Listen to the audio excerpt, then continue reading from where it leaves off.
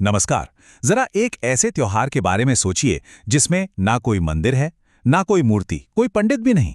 भक्त हैं और सीधा कनेक्शन है प्रकृति से, मतलब सीधे सूर्यदेव से। जी हाँ, ये कहानी है छठ पूजा की। एक ऐसी गहरी आस्था जो बिहार की नदियों से तो निकली, पर आज पूरी दुनिया में अपनी रोशनी फैला रही है। मतलब आप सोचिए, बिहार का एक पारंपरिक त्योहार और मनाया कहाँ जा रहा है? अमेरिका की पोटोमैक नदी के किनारे। सुनने में थोड़ा अजीब लगता है ना, पर यह सच है। तो सवाल ये है कि यह हुआ कैसे? आखिर इस त्योहार में ऐसा क्या खास है कि अपनी जड़ों से हजारों मील दूर जाकर भी ये और मजबूत हो गया है? चलिए आज इसी सफर पर निकलते हैं। तो इसकी ये जो ग्लोबल अपील है, इसको समझने के लिए हमें पहले एकदम बेसिक्स पर जाना होगा। मतलब आखिर ये छठ पूजा है क्या और इसका असली मकसद क्या है?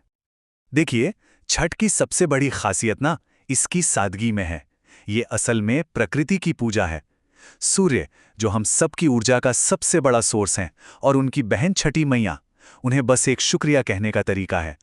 और सबसे अनोखी बात जानते हैं क्या है? इसमें किसी मूर्ति की पूजा नहीं होती।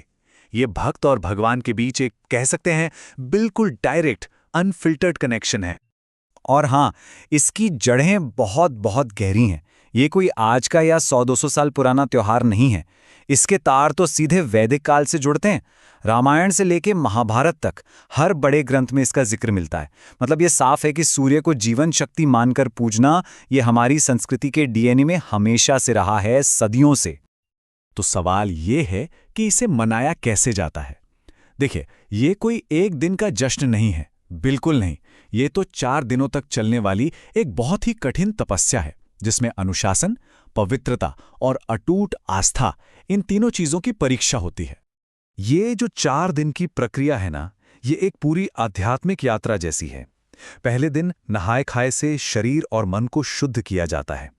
दूसरे दिन खरना के साथ व्रत का संकल्प और भी पक्का हो जाता है। और फिर आता है सबसे बड़ा और सबसे महत्वपूर्ण दिन, जब पहले डूबते हुए और फिर अगली सुबह उगते हुए सूर्य को अर्घ्य दिया जाता है। ये जीवन के पूरे चक्र को सम्मान देने जैसा है। और इस पूरी तपस्या के केंद्र में क्या है? 36 घंटों का निर्जला उपवास। जरा सोचिए, 36 घंटे बिना खाने के और यहां तक कि बिना पानी की एक बूंद के। यह सिर्फ एक व्रत नहीं है, यह तो इच्छा शक्ति और विश्वास की सबसे बड़ी परीक्षा है। और इस पूजा में ना पवित्रता के नियम बहुत सख्त हैं। खाना बनाने से लेकर प्रसाद चढ़ाने तक हर चीज़ बेहद सावधानी से की जाती है।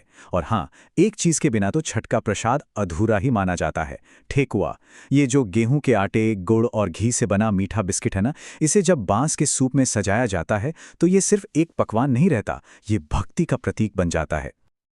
अच्छा, ये सख्त नियम और रिचुअल्स तो ठीक हैं, पर इनके अलावा ऐसा और क्या है जो छठ को बाकी त्योहारों से इतना अलग और इतना इतना खास बना देता है? सबसे बड़ा फर्क तो ये है कि इसमें कोई बिचौलिया नहीं है। छठ में किसी पुजारी की जरूरत नहीं होती। ये भक्त और भगवान के बीच की सीधी बात है। और शायद सबसे गहरा फलसफा वो छिपा है डूबते हुए सूर्य की पूजा में। सोचिए, हम हमेशा उगने वालों को सलाम करते हैं, पर यह त्योहार हमें सिखाता है कि जीवन के पूरे चक्र का सम्मान करो। अंत भी उतना ही पवित्र है जितनी की शुरुआत। और यहीं पर यह त्योहार सामाजिक बराबरी का एक बहुत बड़ा संदेश भी देता है। नदी के घाट पर जब सब एक साथ खड़े होते हैं तो कोई अमीर, गरीब, ऊंच नीच, मर्द औरत नहीं होता। सब एक हैं, सबके नियम एक हैं। और हाँ, बांस की टोकरियां, मिट्टी के बर्तन, इन चीजों का इस्तेमाल इसे अपने आप में ही इको फ्रेंडली बना देता है। एक ऐसी सीख जो आज की दुनिया के लिए शायद सबसे ज्यादा जरूरी है। तो शायद यही वो सादगी, बराबरी का संदेश और प्रकृति से ये जो सीधा जुड़ाव है, इन्हीं वजहों से छठ पूजा आज अपनी सारी सीमाएं लांघ चुकी है। तो चलिए अब वापस उसी सवाल पर आते हैं जहां से हमने शुरू किया था कि भाई, बिहार का ये त्योहार आखिर अमेरिका तक पहुंचा कैसे? इसका जवाब सीधा सा है, प्रवासी। अमेरिका से लेकर ऑस्ट्रेलिया तक बिहार के लोग जहां भी गए, वो अपने साथ अपनी संस्कृति और अपनी आस्था की ये अनमोल विरासत भी ले गए। आज दुनिया के न जाने कितने शहरों में छठ के गीत गूंजते हैं।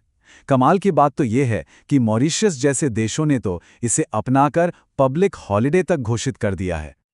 पर एक मुश्किल थी, विदेश में गंगा या कोसी नदी कहां से लाएं? और यहीं पर देखने को मिलता है इंसानी जज्बे का कमाल। लोगों ने रास्ते निकाल लिए। वहां की लोकल नदियों के किनारे पार्कों में छोटे छोटे तालाब बनाकर और तो और घरों में इन्फ्लेटेबल पूल्स लगाकर भी पूजा की जाती है। जगह बदल गई, तरीका बदल गया, लेकिन जो भावना है, जो आस्था है, वो बिल्कुल वही है। जैसे अटलांटा के इस शिव मंदिर को ही देख लीजिए। हर साल यहाँ सैकड़ों लोग छठ मनाने के लिए जमा होते हैं।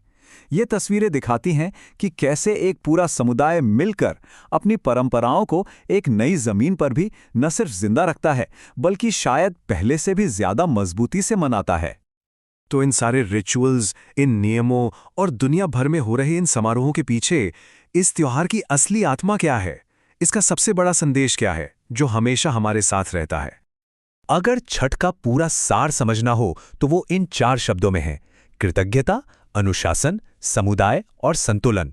ये त्योहार हमें बस यही याद दिलाता है कि प्रकृति का शुक्रिया अदा करो, खुद पर संयम रखो, अपने समाज और समुदाय के साथ खड़े रहो और जिंदगी के हर पड़ाव को, चाहे वो उगता हुआ सूरज हो या डूबता हुआ, पूरे सम्मान के साथ अपनाओ। और यहीं पर यह त्योहार हमें एक बहुत गहरे सवाल के साथ छोड़ जाता है। एक ऐसी दुनिया में जो हमेशा बस नई शुरुआत, नई बिगिनिंग्स का जश्न मनाती है, वहां डूबते हुए सूरज का सम्मान करना हमें जिंदगी के अंत और उसकी पूर्णता की खूबसूरती के बारे में क्या सिखा सकता है? इसी सवाल के साथ आज के लिए इतना ही। धन्यवाद।